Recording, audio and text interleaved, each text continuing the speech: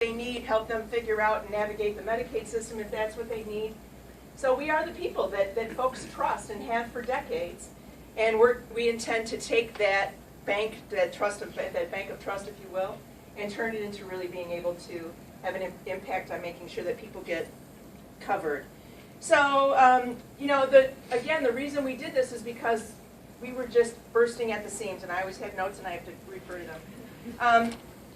One of the things that I wanted to mention, though, is, all of the trappings of this and this beautiful center, et cetera, is all for one thing, and that is to make sure that patients get what they want. That we've never lost sight of that. That's the point. And to the extent that we have put our time and effort in merging, it was always to make sure that people who were getting served, maybe under the different auspice of another affiliate, continue to get served in spite of the fact that we reorganized kind of behind the scenes.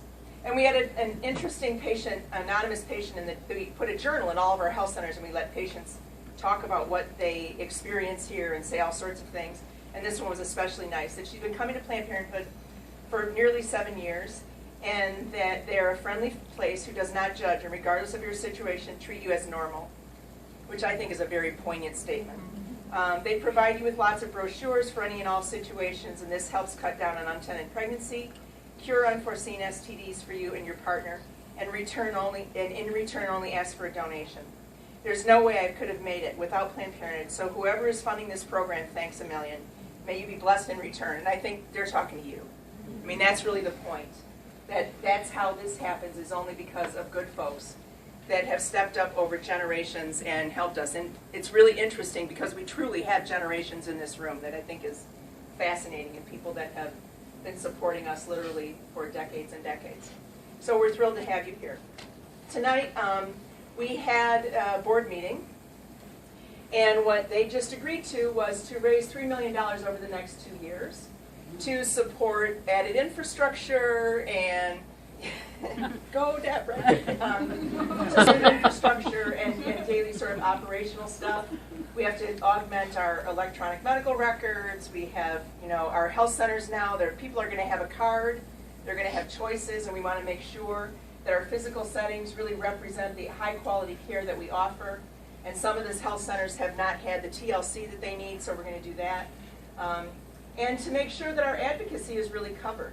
Because, the one thing about Planned Parenthood, and the thing that I believe that makes us unique in a way that nobody else can match, is that not only are we really the central place that 70,000 people turn to on a yearly basis for their health care, but we're also making sure that the laws and things happen so that health care can really continue.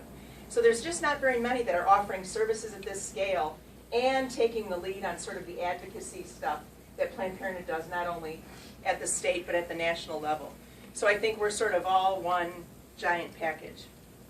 So if you are part of what we are excited about, and if you have an understanding of the basicness of the services that we do, I was just in a conversation yesterday with some folks that are helping us with some legislation, and there's a sitting legislator that was a former sheriff in one of the counties, and the woman that was talking to him said, I can't believe that if you went on domestic violence calls and you saw the families that were struggling with those issues, that you couldn't have predicted with some level of accuracy which of those families were intended and which happened.